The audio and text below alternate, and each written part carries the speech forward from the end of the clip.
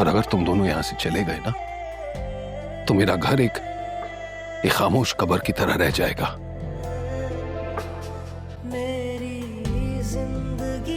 हम लोग यहाँ रह लेते हैं। थप्पड़ मारा है मुझे, कबीर ने मुझे थप्पड़ मारा। कि बाबा ने आप पर हाथ उठाया, वो भी उस औरत के लिए। सारी जिंदगी मैंने पाला इस घर को, मैंने बर्दाश्त किया, मुसीबतें तकलीफें उठाई हैं,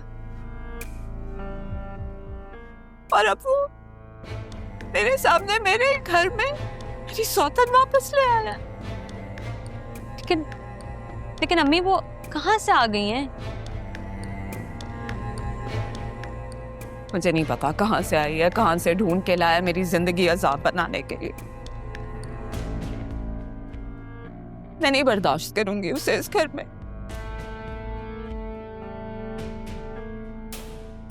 अच्छा अभी आप रिलैक्स करें, सुबह जब बाबा जाएंगे ना तब आप उन्हें घर से निकाल दीजिएगा, ठीक है?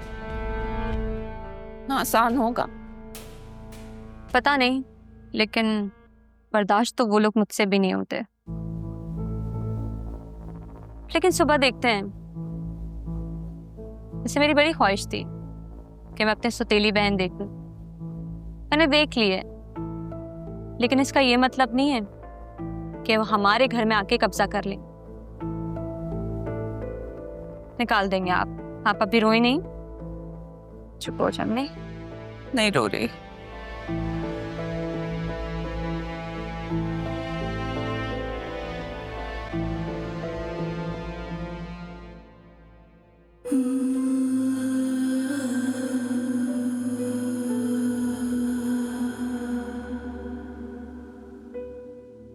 सब क्या हो गया पापा?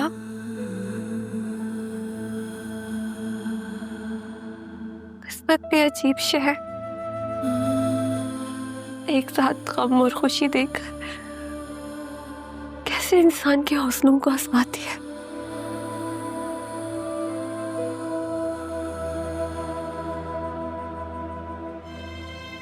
लेकिन मेरा दिल इतना मजबूत नहीं है पापा,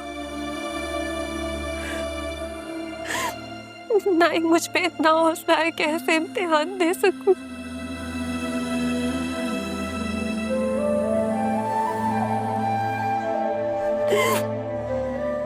तो आप तो जानते हैं ना बाबा, मैं तो बचपन से एग्जाम से भागती हुई आई हूँ।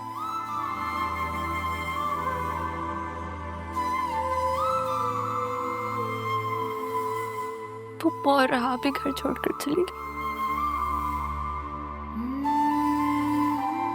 तो रहा तो ऐसी नहीं थी ना बाबा, तो उसने अच्छा नहीं किया है ना बाबा?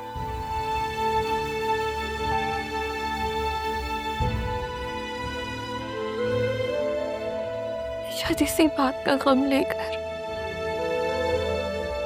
कब यहाँ आ गए।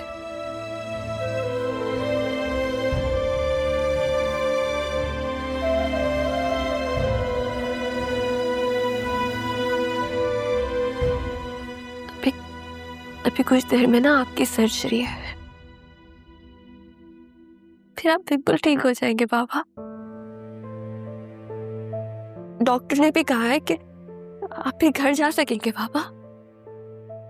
अब देखिएगा सब कुछ ठीक हो जाएगा।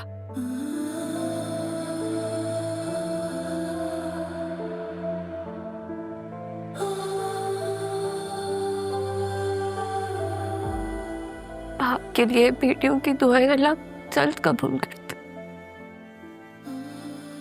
मेरी दुआएं हैं आपके साथ, मैं दुआ करूंगी ना, आप बिल्कुल ठीक हो जाएंगे बाबा,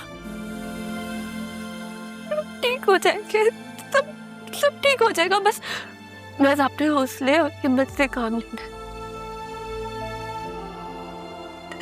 मुझे मेरे पापा बिल्कुल पहले जैसे चाहिए, सेहतमंद, खुश।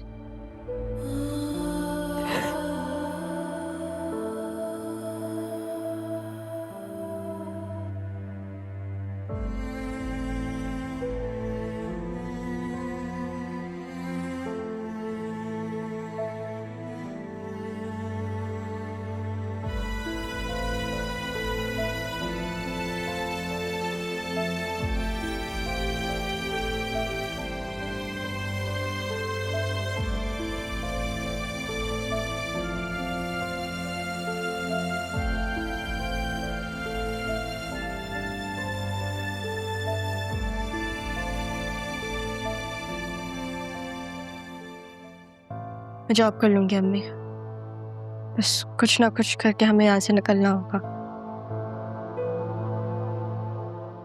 हाँ सही कह रही हो, हमें कहीं ना कहीं तो जाना ही होगा। यहाँ पर रहना शायद हमारी किस्मत में लिखा ही नहीं है। ये सब मुझे नहीं पता, लेकिन एक चीज का एहसास तो हो गया, अगर हम यहाँ रहेंगे तो फिर प्रॉब्लम्स ही खड़ी होंगी इन लोगों के लिए। अगर हम जाएंगे कहाँ? ज़ैनब के घर नहीं जाना। एक ही जगह है जो हमें इज्जत से पनाह दे सकती है। कहाँ? तुम चलो। शेल्टर होम ले जाओगे?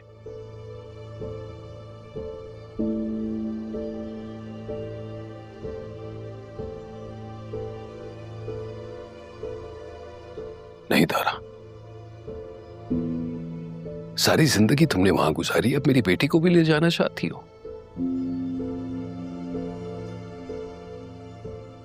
मैं तुम्हें नहीं ले जाने दूंगा। इजाजत नहीं मांगी तुमसे। इजाजत की बात ही नहीं है तारा। तुम वो हो जिसे खोकर मैंने सारी उम्र की खामोशी ओढ़ ली।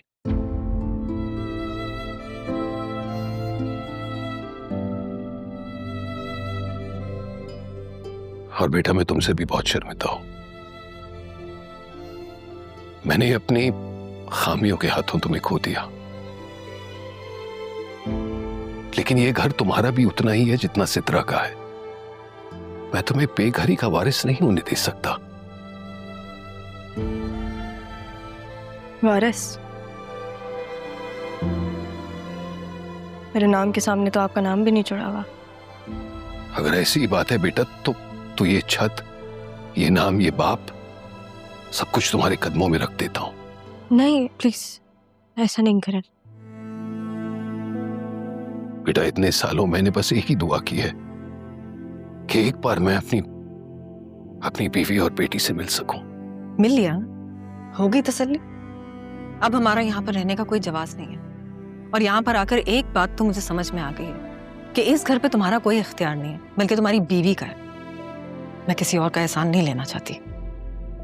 अगर तुम दोनों यहां से चले गए ना, तो तुम्हारे साथ मेरा वजूद भी चला जाएगा। जिस वक्त मुझे तुम्हारी सबसे ज्यादा जरूरत थी, उस वक्त तुम खामोश तमाशाई बने खड़े रहे। और आज इतना सब कुछ कैसे कह दिया? क्योंकि मेरा ज़मीर तुम्हारे और मेरी बेटी के जाने के बाद से तड़प रहा था।